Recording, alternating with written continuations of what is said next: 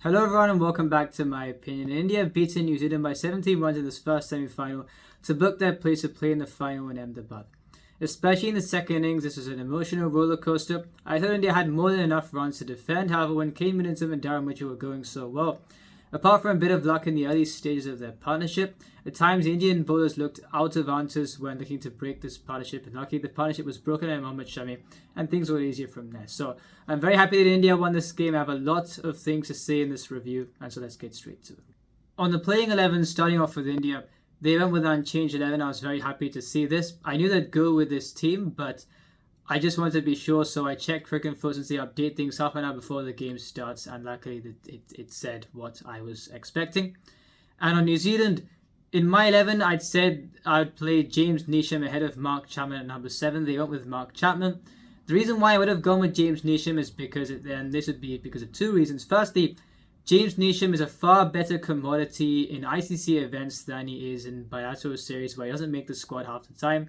He shows this responsibility that he doesn't show in bilaterals and ICC events.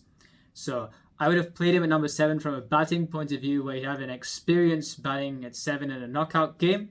And secondly, if you're looking at bowling options in the side, you've got Trent Boult, Lockie Ferguson, Mitchell Santner as frontline options. But I wouldn't consider Tim Southee to be a bankable frontline option, especially in his current guys. So that's why in order to get another bowling option that don't bowl Mark Chapman, James Neesham would have been a good option at number 7 since they couldn't have included anyone else at that slot. So they went with Mark Chapman to strengthen their batting, and I think without the option of James Neesham to turn to in this game, you saw their bowling predictably after Trent Boult, it struggled a bit. And Rohit Sharma won the toss and chose to bat first. And again, I looked for this decision on Cricinfo as well. The moment I saw India chose to bat, I was very happy and I was confident that India would go on and effect a win in this game.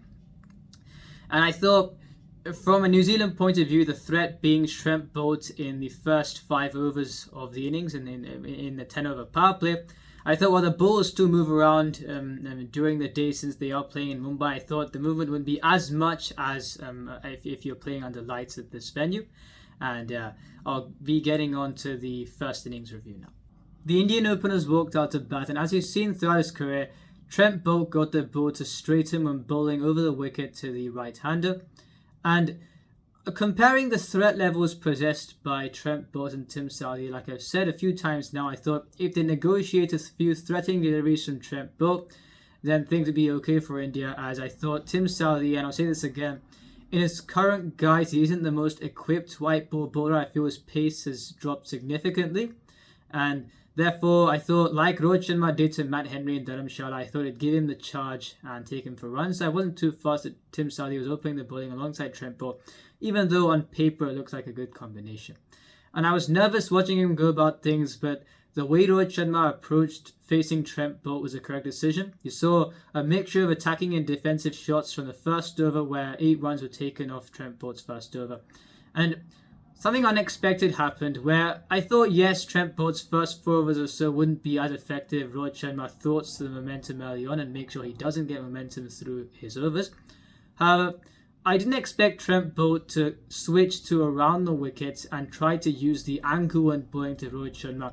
It's something that he does not do early on, and you saw it didn't work, especially when he was bowling short.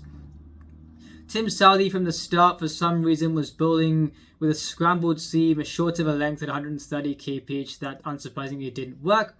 And on commentary, they said there's no swing a few times, which I was confused because the ball was straightening when Trent Boult was bowling to Rohit Sharma from the first ball of the game. And because Rohit Sharma got a couple of boundaries in the first over, I think Tim Southee's first over went for a few runs as well. Because of that, I think 18 runs in the first 2 overs of the innings. And because of that, the New Zealand opening bowlers, the experienced opening bowlers, tried different tactics, bowling the scrambled seam halfway down the service at 130 kph, going around the wicket and using the angle as a left-armer, which I didn't get it to. I've never seen Trent Boult do that when opening the bowling, and especially on a venue where the ball does move around the first turnover. So I was very confused, and Rohit Sharma took his opportunity. He was the aggressor early on, and it's fantastic to see him go the way he was going. He's been approaching things in that way against everyone in this World Cup, apart from against Australia and against Sri Lanka. He's got starts in every game, and his contribution has given advantages for India, even if he scored 40-odd scores. And I've said this before, and you could even say this today, he should have got, potentially an 8th century in this World Cup, which is a ridiculous contribution. I feel because of his gung-ho approach, even then he's got 40 odds and it's helped India immensely. So a fantastic start provided by him, and already India were on their way to doing something good in this game. I thought there was some luck involved in this partnership where a few of Rohit Sharma's attempts could have carried to the fielder. It's a double-edged sword the way he's gone about things in the last couple of years. He wasn't going to change that for this game. Maybe it was just me being nervous as a viewer, because attacking someone like Trent Boult when the ball does move around up front of this venue, I thought anything could happen. But he wasn't going to change his approach to this game. He played a very good knock. And on Shubman Gill, he likes to play the flick shot through mid-wicket. Tim Southee bowled a straight to delivery. The ball took the inside edge and went for 4 behind Shubman Gill. So there was a bit of luck, but India deserved this because New Zealand bowled poorly up front. And Mitchell Santner was introduced towards the latter stages of the power play and did something that he usually doesn't do. What Santner usually does is he bowls a flighted delivery at around the low 80 kph mark. And when batsmen are dismissed, they try to go after that delivery and a caught. Or you saw on a surface like this today where he got a bit of bounce bowling at a slightly shorter length at around 80 kph, giving the ball some air, and he was difficult to play. And in the first over especially, he was pushing the ball through in the earlier overs a lot of the time. And Rohit Sharma played a sweep shot through backwards square leg for 4. It was a good shot. And it was something uncharacteristic of Mitchell Santner, considering the method that he's followed throughout his career on bowling. He's had a fantastic tournament thus far, but in the early stages of his quota in this game, he was doing something uncharacteristic to how he usually goes about things. And Rohit Sharma was dismissed by delivery where, yes, I've said Tim Southee's pace has reduced significantly in the last while, but it was a good slow ball to dismiss Rohit Sharma and an excellently judged catch by Kane Williamson. He's taken these catches before and he judged this one to perfection again. And I wanted Rohit Sharma to go on and get a big score, not only for himself, but I thought the assurance that would be provided if he bats through innings where even if Mitchell Santner bowls in his innings and he'll be looking to do what he usually does, Rohit Sharma can look to take him on, and a set Rohit Sharma can be devastating at this venue. Yes, Shreyas Iyer is the best spin attacker in the world, or at least in Asia. I'd say him and Heinrich Klaasen are the best spin attackers in the world. And KL Rahul, in my view, is I've always believed is the most talented batsman in the world. And Virat Kohli is Virat Kohli. Now, even then, I thought a set Rohit Sharma would provide such great assurance, and I wanted him to continue. And when he was dismissed, I thought, because the others in this game, however good they are, I thought, would they provide as much assurance as a set Rohit Sharma? Virat Kohli hasn't had a great record against left-arm spin in the last couple of years, and you'd think as good as the players as Shreyas Iyer and KL Rahul, when Rohit Sharma plays well, it's something else. So I didn't want Rohit Sharma to be dismissed there. But then I thought, against Sri Lanka, and it's a similar test they faced here, because you saw Madhushanka and Chamira bowling up front in the Sri Lanka game at this venue. Rohit Sharma was dismissed in the second ball of the innings, and India got to the score they got to. In this game, you've got Trent Boult, Lockie Ferguson, and Mitchell Santner as 3 frontline options. In the Sri Lanka game, you've got Dilshan Madhushanka, Dushmanta Chamira, and Mahesh Deekshana. So, where you've got 3 frontline options and you don't know what you're going to get from the others. So if you consider that, after getting out early in that game, a 60-odd or early 70-odd run opening stand is a bonus for India in this game. And since we didn't like Sri Lanka did in that game, they didn't have the bankable options outside of the main 3. So I thought India were still in a good position after Rohit Sharma was dismissed, and I thought they'd go on to get a big score. And an orthodox field was set for Kohli, where Tim Southee was bowling considerably slow. I think he bowled a delivery at 117 kph and was looking to hit the cracks while bowling a tight line outside off. And the faintest of insight, I just saved Virat Kohli from being adjudged LBW. And this, once again, was a bit of luck for India. And it was vital that that happened as well, because yes, the deficiencies in the New Zealand attack would have held back their ascendancy to some extent. However, if Rohit Sharma and Virat Kohli were dismissed in quick succession relatively early on in the innings, then New Zealand would have been fairly confident after the start that India had got off to. And On the other end, you had Mitchell Santner, who was bowling far better than how he started off. He was bowling much slower like he usually does, and there's a good bit of defensive bowling from Southee and Mitchell Santner. And there were two things which I thought set this partnership along their way. Firstly, Mitchell Santner was taken off and Rachin Ravindra was brought on, which I didn't understand it so. On a number of occasions during the innings, the captaincy was defensive. The conservation or the restriction of run scoring was prioritised over taking wickets when you're taking off frontline bowlers and bringing on part-timers, which is what you did in this case, and that wouldn't work to inform set batsmen. So that was something that it was a reprieve for India, or allowed Shubman Gill and Virat Kohli, the partnership between them, to grow after some good defensive bowling early on. And secondly, Shubman Gill hit a 4 through mid-wicket off Tim Southee, then a 6 over mid-wicket, and that set him off as well. He was the aggressor during this partnership, where he used his feet against the spinners as well and hit straight sixes.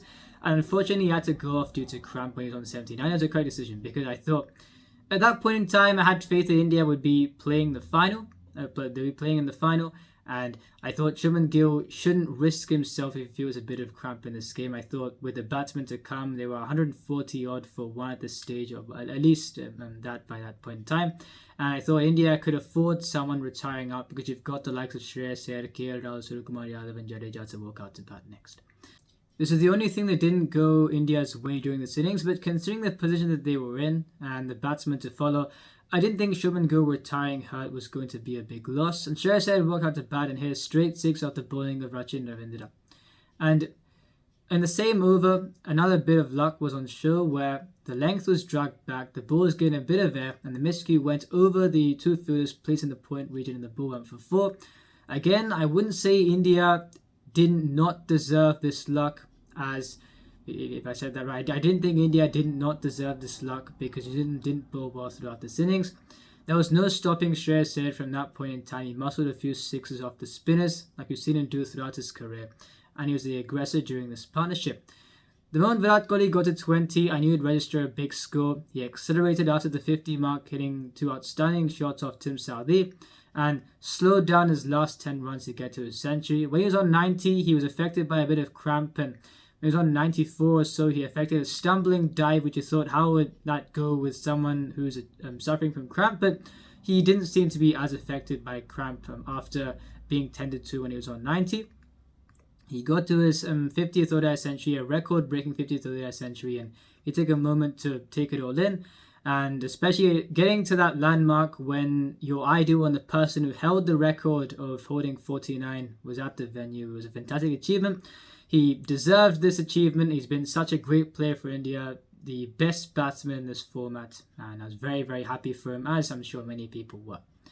And especially when you achieve this feat in front of someone who you've idolized for so long, and a lot of people dream to play like Sachin Tendulkar, or to be able to compete with a record that Sachin Tendulkar has held, and not many people, you would say no one really gets to achieve that. The fact that Kohli has done it shows how good of a player that he's been, so really well done to him. David Beckham was at the ground as well, and yeah, that was also a good thing. Virat Kohli got to achieve this landmark and on such a big occasion as well. Now, there's been a debate that has followed during the other attempts where he's tried to get a century, where he slows down when going from 90 to 100. I didn't think it was the worst thing in this game. Is it ideal if you're purely isolating playing in that particular game? No, it isn't, but when Shreyas Iyer was going at a minimum strike rate, I think, of 110, and India at that point got to a situation where they were going to get a huge total, and they were in no danger of relinquishing their position. So Virat Kohli slowing down for those 10 runs wasn't kind of a huge thing at that point in time. And secondly, after he achieved 50, if he had been dismissed, I wouldn't have been fussed, as I had faith in the rest of the batsmen. And secondly, I thought he would be charged up to get that big score in the final. But when he got to 70, I thought this would be playing on his mind. Where, I mean, if I had 49 centuries and if my idol was at the ground and I was on the cusp of achieving the 50th one, I would also slow down for the last 10 runs. It's a case where when he got to 70 and if he got out again, psychologically, it wouldn't be a good thing to take that into the final with such a big thing playing in your mind. So I'm very happy that he's got this milestone off his back where now he'll be able to focus on things in the final where it will be purely on India winning that game and lifting the World Cup. So I'm happy for him that he's achieved this milestone on this occasion, but I'm also happy that he's got it out of the way now so he can purely focus on winning the game for India in the final. So I'm very happy for him. Going into the last phase, Mitchell Santner was bowling much better than how he started off. He was getting the ball some air and bowling much slower, so he was correctly played out by the two batsmen. Considering the deficiencies of this New Zealand attack, you've got Trent Boult and Tim Southee to bowl to death. Lockie Ferguson, who can't bowl his last 2 overs, so Rachin Ravindra has to bowl a bit in the last 10. So playing out Mitchell Santner, who was a threatening bowler on the day, especially in the latter part of his quota, was the correct decision. And he went for 51 runs in his 10 overs and didn't take a wicket. And Virat Kohli, after accelerating off the paces, mostly Lockie Ferguson and Tim Southee, he holed out to square leg and was dismissed for a fantastic 117, where after achieving the 100, he then accelerated and got his strike rate to above a run a ball. A fantastic knock, and at that point, I thought they should send out Suryakumar Yadav because we've seen what he can do in the last few overs of the innings, where when he's given a platform, he can manipulate the field, and we've seen that in T20 cricket.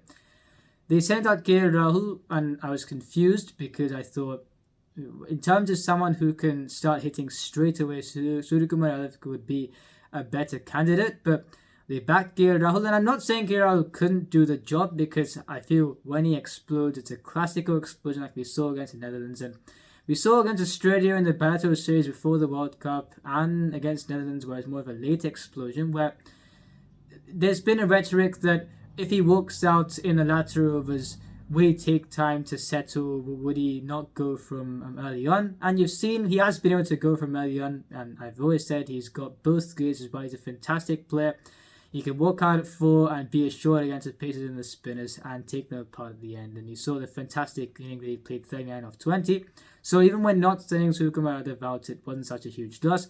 Shreyas Iyer attacked Rachin Ravindra and he hit a lot of sixes in this innings. And you thought with Lockie Ferguson being unable to bowl the last 2 already, someone who hadn't had a great day, then this wasn't going to be easy when you're bowling a part-time off spinner at this point in time to the likes of Shreyas Iyer. So India achieved 397 for 4 and fantastic knocks all the way through, all the top 5 getting vital runs, looking very good. Shreyas Iyer 105 off 70. I think the last wicket to be, the second last player to be dismissed when it scored in 381. He had 8 sixes during his knock and striking 150 and was the aggressor. And he was the major reason why India got to this mammoth total. And a classy explosion from KL Rahul at the end. So an imposing 397 for 4, and New Zealand had it all to do in the second inning. And on the bowling, I think this is a predictable bowling card based on what I'd said in my preview video. Trent Boult 1 for 86 and 10. The moment he didn't get things right in the first 5 overs, that was going to be his figures already jeopardized. Tim Southee, like I said, he is not equipped in his current guise to bowl in white ball cricket more often than not. And you saw him not go to what today, 3 for 110. Mitchell Santner, 951 and 10, recovered quite well after his start. Lockie Ferguson, I said in my preview, could go either way. If he looks to bowl 150 odd, bowling short in India especially, then you've seen other bowlers such as Mark Wood and Harris Shroff go for runs. Lockie Ferguson has been better than those two this tournament, but at times he's gone for runs. And I'm not surprised he went for runs today, where at times he was bowling slow balls outside leg stump. Rachin Ravindra, a part-time spinner playing against such good players of spin and having to bowl because you don't have a 4th frontline option. Usually you need 5 frontline options to go well in India, but not even having a 4th. And you've got Ravindra to bowl against such good players of spin, that wasn't going to go well. And Glenn Phillips, considering the matchups, 9 for 33 and 5, I'd say he got away with it because with players such as Shreyas Iyer, the best spin attacker in the world, and you've got really, apart from Santner, 2 part-time off spinners, then he could have also gone for runs in his 5 overs. So 33, I thought he got away with it. So already an expected bowling card. I would have played Jimmy Neesham. It would have helped with the batting and would have helped with the bowling because you didn't have another seamer to turn to where you had to bowl Tim Southee for 10 overs, a guy who's gone for 100. I thought Lockie Ferguson not being able to bowl his last 2 overs was something that they wouldn't have wanted, of course, but he gave 65 runs in the 8 overs anyway, so what's the guarantee when bowling to the set batsman in the end that he wouldn't have gone for runs? So these deficiencies were going to be there for New Zealand before this game took place, especially when India won the toss and batted first. That threat of Trent bowled up front even wasn't going to be as much as if he was going to be bowling on the lights. Had New Zealand won the toss, and like I said, Mohammad Siraj, momentum bowler, Kuldeep Yadav, momentum bowler, and you've got the top 4 of New Zealand, if they got on their way, then maybe they would have been able to put on a big score as well. I wouldn't have been surprised if they did. But Indian bowlers, even then, they would have been able to manage better because they played 5 frontline bowlers rather than playing 3 bankable options and you don't know what you're going to get from the others. So, an unsurprising bowling card this. The New Zealand openers walked out of bat, and unusually Bumrah wasn't as accurate best up front. The first ball of the innings went for 4, where he provided a bit of width to Devon Conway, who accepted the opportunity. Mohammad Siraj didn't go as badly for his first 2 overs, where he almost bowled a maiden in his second over, but he bowled the 5th ball of the over slightly on the leg side, and he was clipped for 4 through square leg by Rachin Ravindra. And because of a wayward Jasprit Bumrah up front, New Zealand got to 30 without loss in 5 overs. Mohammad Shami bowled from the 6th over, and the first ball of his quarter, he picked up the wicket of Devon Conway for 13, and he was caught behind in a good catch taken by KL Rahul. I've said this before, the matchup between Shami and Conway, when Shami bowls around the wicket to the left-hander, I thought he'd be dismissed and bowled. In the end, he was caught behind, but it's consistent with what I said before, where unfortunately Conway, with however class of a player he is vulnerable to playing some loose shots up front, and he struggled against Shami when he's bowled around the wicket to him. And it was mentioned on commentary where his contact point with the ball is a bit either ahead of his body or away from his body horizontally. We saw the latter in this dismissal. A class player, yes, but like I said before, he's vulnerable to playing some loose shots up front, and he did that once again today. And Mohammad Shami, after Rachin Ravindra drew him through cover for 4, he dismissed him, caught behind as well for 13. And compared to New Zealand innings, you saw Trent bowled a Tim Southee who you don't know what you're going to get from. He went for 100 on the day. A Lockie Ferguson, you thought he'd go either way, 65 runs in 8 overs. For India, 3 frontline seamers who are all in form, and they all attack by bowling the fuller lengths, whereas Lockie Ferguson at times bowled the shorter lengths, and we saw today where he's bowling slow balls on the leg side that were short of length. Even Tim Southee was bowling short deliveries with a scrambled seam, which didn't make any sense. Whereas all the Indian seamers attack bowling the fuller length, and it shows 5 frontline bowlers is the way to go. And since Mohammad Shami has been included in the side when Hardik Pandya was ruled out due to injury after the Bangladesh game, you've seen India become an even better side. And if it wasn't for his performance today, India may not have won this game with the way Kane Winston and Darren Mitchell were going. So it shows including him was the correct decision. It shows how well he's been bowling. I've labelled him as the best fast bowler on the board for the last 2 years. And it shows that if you've got 3 bowlers who offer no respite, if 2 don't have the best day up front, one of them is bound to have a good day, and you saw that in this game.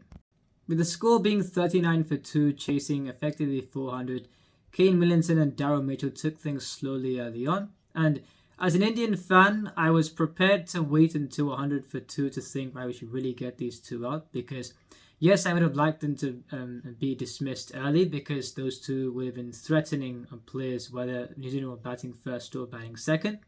But considering India got a hefty first innings total, I was prepared to wait until the 100 for 2 mark. A bit of luck ensued for the early part of this partnership as well. For example, a top edge from Kane Williamson going for 6. And I wouldn't say this luck was undeserved either, because India weren't anywhere near as bad as New Zealand were in this phase in their bowling innings, but they still couldn't apply the desired pressure. So I thought New Zealand deserved this luck, and I was prepared to wait until 100 for 2.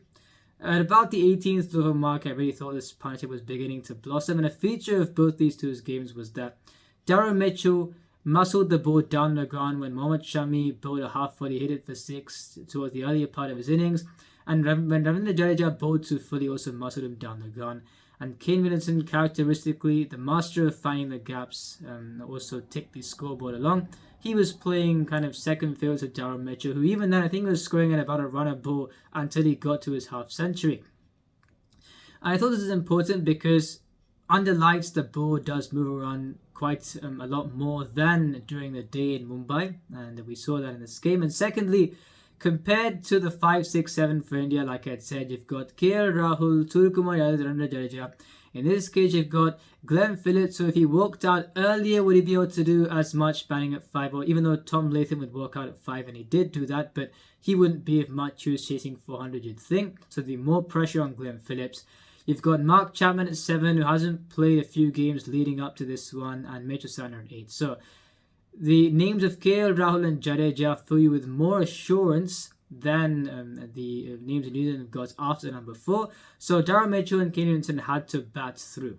And I thought with how well this partnership is going, I'm not a fan of people leaving the stadium when their team is losing or saying, I won't watch, let's turn the TV off. But even I confess, there was a spell where after Kane Williamson hit a boundary of Kuldeep Yadav through mid-wicket, I turned off the TV for 10 minutes because I really was thinking, yes, there was a bit of luck early on, but they were managing things quite well. The only bit of solace was that for every 10 run over, a 7 run over followed, where they were going just under par since the required rate was a bit over 9. So that was the only bit of solace. But if both those two were maintaining a par run rate, which they were, and then at the end, if they'd really got settled, then you'd think that India would be at threat of this total being chased down. So because I couldn't take proceedings at that point in time, I switched off the TV for 10 minutes.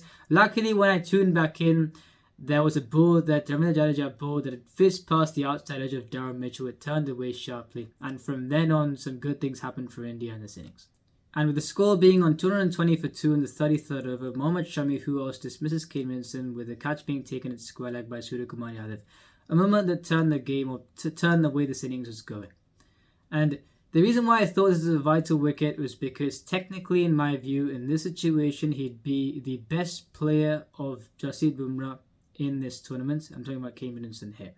Because we've seen at the start of his innings or at the end where when he hits the ball, he goes yes in a Kiwi accent, and as a fielding side, it's the worst sound you can hear because it means the ball will go for a boundary. There's nothing you can do about it. With the way Kane Williamson manipulates the ball into the gaps and experiments with angles so well. And because of his technical assurance, I feel other players who tried to slog Jasprit Bumrah, Darryl Mitchell would have done, and it wouldn't have worked. Whereas because of the way he experiments and manipulates angles, Kane Williamson would have got the runs off Bumrah at the death, which would have been vital to chasing the score down if both these two batted for longer. Darryl Mitchell would have slogged the others, Williamson would have played Bumrah. This would have been tough for India. So, very happy at that point in time I was that Mohammad Shami dismissed Kane Williamson, and he played a very good 69. You thought he was getting ready to subtly accelerate, but it wasn't to be. And then they did this against Australia. They sent out Tom Latham. Yes, he batted 2 balls in this game. You saw against Australia, he scored 21 off 19, chasing 383. And even though Glenn Phillips is a power hitter, he's not someone that muscles the ball by any means, especially from the outset. He kind of goes about things going with 1s and 2s and then hitting a few boundaries. And you saw in this game, he was 1 of 10, I think. And against Australia, he scored 12 of 16, chasing 383.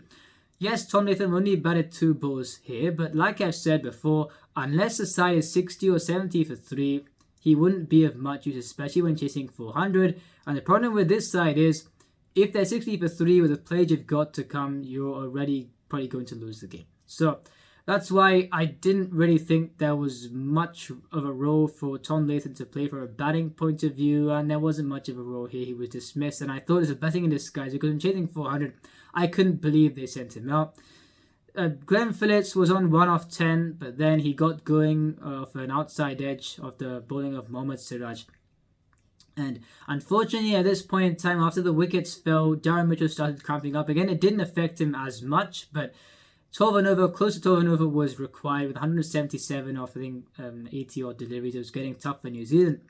And they were on 130 odd off 60, and there was a 20 run over where Glenn Phillips got a 4 and 2 sixes out the bowling of Mohammad Siraj, which got New Zealand closer in order to forecasting themselves chasing the score successfully. And honestly, how Kuldeep Yadav bowled in this game and how he's bowled in the last was fantastic. Where I keep on saying he's a momentum bowler, and even then you saw in the previous game against New Zealand, none for 48 and 5, then 2 for 25 in his last 5. In this game, the way he varied his pace, the lines he bowled with the amount of time he extracted, he bowled a 2-run over after Siraj's 20-run over, and that was the one that really put this game out of sight for this partnership, which is a powerful duo. Glenn Phillips was then dismissed and the game was done. So a fantastic win for India. A brilliant knock from Darren Mitchell, scored 130 against India in the previous game, 134 in this game, 119. But apart from 3 contributions, there was nothing much from New Zealand in this innings. But having said that, it's a 71 win for India, but really during that partnership, you thought both those two could have continued batting and caused more problems. So a fantastic win. And on the bowling, there was one bowler who, yes, Kuldeep Yadav was fantastic, but I thought there was one bowler who was responsible for wrestling control in this game, or in this innings rather. Mohammad Shami, 7 for 57 and 9.5. You'd think India should have played him even from before, but after Hardik Pandya's injury, they've included him in their side, and you've seen what he's done. So, a fantastic performance from him. He's taken 12 wickets against New Zealand in 2 games, and he's taken 4 fifers in World Cups. One in the previous one against Afghanistan, and in this one 3 here, and he's been one of the highest wicket takers. So fantastic performance from him. Kuldeep Yadav, again, with the ways of varying his speeds in this game, I thought him and Jadeja as well. Even Jadeja was hit at times when he had 2 for Kuldeep Yadav, especially with the 2-run over the board in the second last over, was fantastic. So a really good win for India. I expected them to win this game, and now on to the final. My favourite phase in any competition is the league phase. I don't like the knockouts even if India win. Commiserations to New Zealand. I think I did feel sad as they lost the game.